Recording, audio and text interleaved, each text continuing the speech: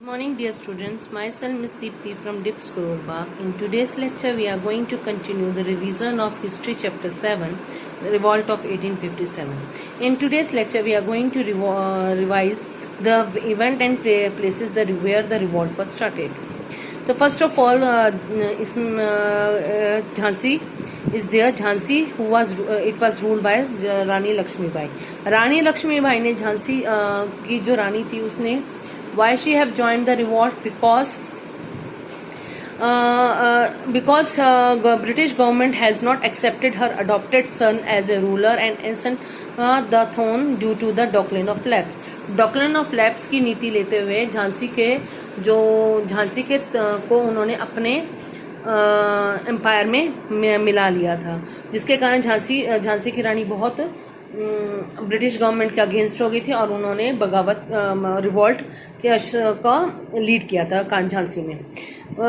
कानपुर में नाना साहिब ने किया था। नाना साहिब ने रिवॉल्ट में क्यों पार्टिसिपेट किया था, इनका पीछे का सबसे बड़ा कारण था इनको पेंशन मिलती थी नाना साहिब को, जो कि ब्रिटिश गवर्नमेंट ने बंद कर दी थी, जो वो भी इस बात से बहुत नाखुश थे। उसके बाद में कंवर सिंह का नाम आता है। ही वॉज अ जमींदार थे। सो वो उनकी जो परमानेंट सेटलमेंट हुई या फिर कोई भी टैक्स से रिलेटेड कोई भी जो पॉलिसीज थी वो उनसे खुश नहीं थे। ड्यू टू डैट वो कंवर सिंह भी ब्रिटिश गवर्नमेंट के अगेंस्ट हो गए थे। उन्होंने सेंट्रल इंडिया और उत्तर प्रदेश में रिवॉल्ट को आगे बढ़ाया। उसके बाद में आता है Delhi. Delhi was under the control of Mughal empire and Mughal empire emperor was Bahadur Shah Jafar. He was made the leader of the revolt by the soldiers from Meerut. Soldiers जो मेरठ से बगावत करके जो सोल्जर्स दिल्ली पहुंचे थे उन्होंने बहादुर शाह जफर को अपना लीडर बना लिया था। बट बहादुर शाह दिल्ली जब दोबारा ब्रिटिश गवर्नमेंट के कंट्रोल में आई तो बहादुर शाह जफर को अरेस्ट कर लिया गया and send him to the Rangoon भेज दिया था, एक्सिल कर दिया था उनको। तो वहां और उनके जितने भी बेटे थे उनको मार दिया गया था। तो इससे बहादुर शाह जफर के मरने के बाद में ही कहा जाता है कि इंडिया में मुगल एम्पायर का एंड हुआ था, बहादुर शाह जफर की डेथ के बाद में। उसके बाद में अवध का आता है। अवध में बेगम हजरत महल ने किया था, क्योंकि उनके माइनर सन को ब्रिटिश गवर्नमेंट ने अपना उत्तराधिकारी नहीं समझा था, जिसके कारण बेगम हजरत महल ब्रिटिश गवर्नमेंट की बिल्कुल अगेंस्ट हो गई थी और अवध को अपने अंडर कंट्रोल करने में उनको ब्रिटिश गवर्नमेंट को काफी मुश्किलात का सामना करना पड़ा था। बट एंड में ये बहुत ब्रिटिश के ने अवध को जीत लिया था। Now the causes of the revolt for the revolt of the failure of revolt. क्या कारण रहे कि ये रिवॉल्ट एक फेल्यूर रहा, बहुत बड़ा फेल्यूर रहा? उसके पीछे कोई ना कोई कारण है। उनमें से 5-6 कारण इसमें बताए गए हैं। Number 1 is the revolt were confined to certain areas and did not spread all over India. Confined मतलब कि कुछ लिमिटेड एरिया में ही फैला, जैसे कि ये मैप में हम देख सकते हैं।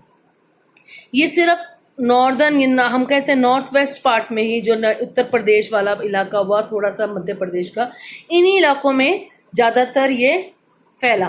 वेयर एज नॉर्थ इंडिया हो, साउथ इंडिया हो, वेस्ट इंडिया हो, ईस्ट इंडिया हो, वहां पर इससे ये रिवॉल्ट नहीं पहुंच पाया।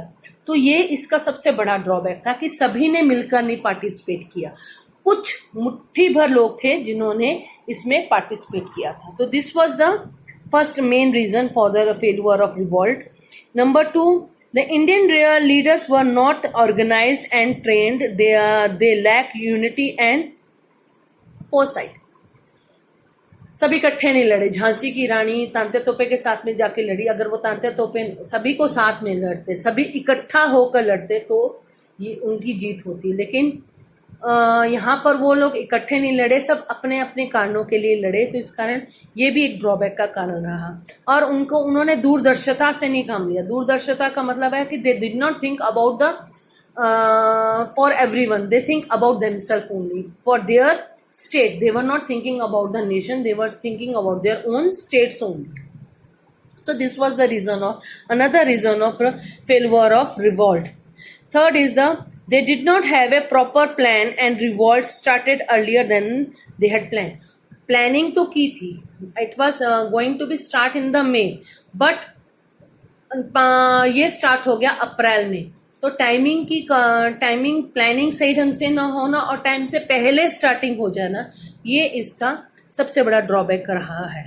नंबर 4 पे आता है they use outdated weapons. Many Indians rulers and nobles like Nizam, Holkar, Scindias, Rajput prince were loyal to the British.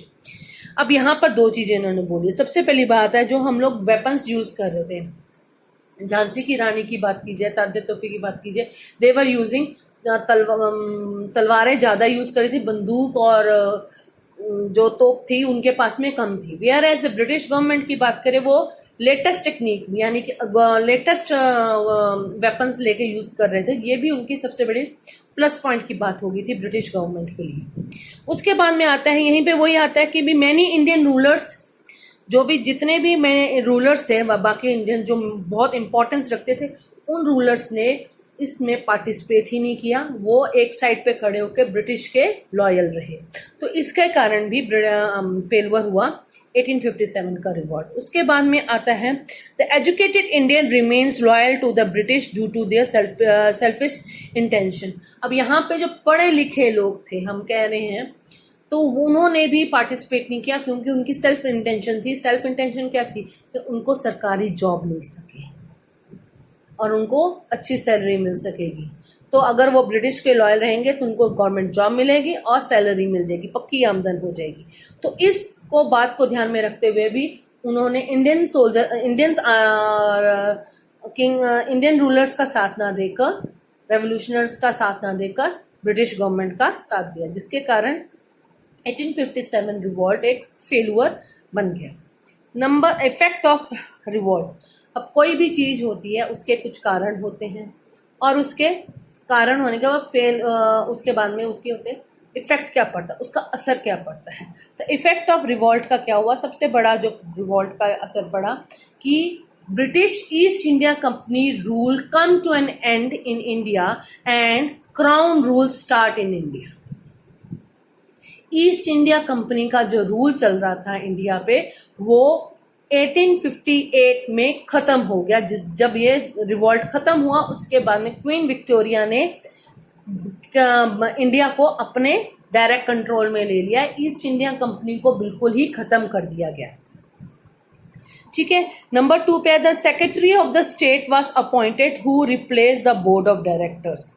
Board of directors की जगह पे सेक्रेटरी ऑफ द स्टेट बनाए गए थे जो कि क्वीन को डायरेक्ट अपना क्वीन के डायरेक्ट कंसर्न में रहते थे.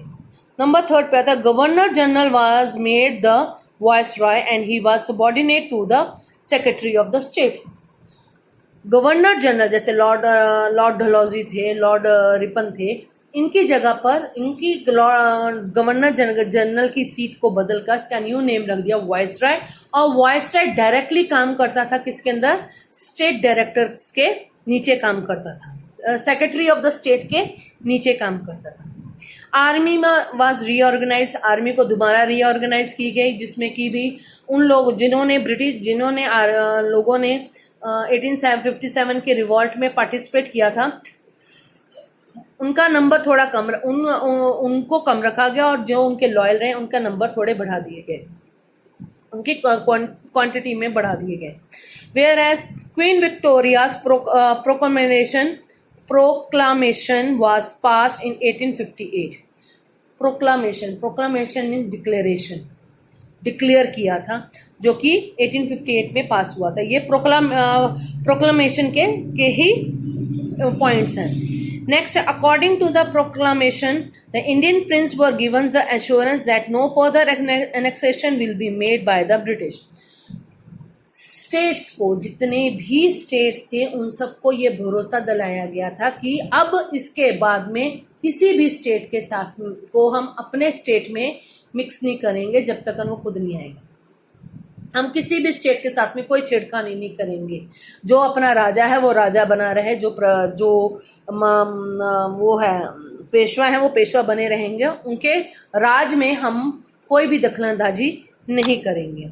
Queen also promise that there will be no interference in social and religious practice. Social और रिलीजियस प्रैक्टिस में भी कोई भी वो दखलंदाजी नहीं करेंगे, कोई भी चेंजेस लाने की कोशिश नहीं करेंगे। A general pardon was given to all rebels for those who killed the British people. सभी को, जितने भी क्रांतिकारी थे उन सबको माफ़ी दे दी गई थी जिन्होंने भी ब्रिटिश लोगों को मारा था और उनको गिरफ्तार कर लिया गया था, उन सबको माफ़ कर दिया गया था। और and then the revolt brought people closer and arose patriotic feeling among Indians। अब इसमें रिवॉल्ट में क्या हुआ, लोगों के अंदर देशभक्ति की भावना इसने पैदा कर दी थी। लोग देश के हित के बारे में सोचना शुरू कर दिया था। Thus the revolt of 1857, which was a memorable turning point in the history of India, left its mark even though it was unsuccessful. It brought people closer and paved the way for the nationalism. 1857 का revolt चाहे एक failure था, बहुत बड़ा failure था, but इसने ये Indian history में एक माइलस्टोन का काम करता है, इस माइलस्टोन का काम करता है और एक ये टर्निंग पॉइंट में मेमोरेबल टर्निंग पॉइंट है, क्योंकि इसके बाद में हमारे अंदर देशभक्ति की बात आई, नेशनलिज्म, सारे देश के बारे में सोचने की बात आई। इसके बाद में ही हमारे इंडिया में हम लोग जो कहते हैं आज की जो पॉलिटिक्स सिस्टम चल रहा है वो 1857 के रिवॉल्ट के बाद में हुआ। इसके बाद में सबसे पहली चीज हुई वो कांग्रेस का स्थापना हुई है, द एस्टेब्लिशमेंट ऑफ कांग्रेस हुई है एंड देन अदर उनका काम हुआ है। तो वो 1857 के रिवॉल्ट के बाद में हुआ है, उससे पहले कोई कुछ नहीं हुआ था, लेकिन 1857 के रिवॉल्ट के बाद में लोगों के अंदर ये जागरूकता आ गई, दे वर अवेयर ऑफ नेशनलिज्म। सो 1857 को हम लोग अपना फर्स्ट वॉर ऑफ इंडिपेंडेंस भी कहते हैं। So in next lecture we are going to discuss the back exercise and question answer of this chapter. Stay home, stay healthy and thank you very much.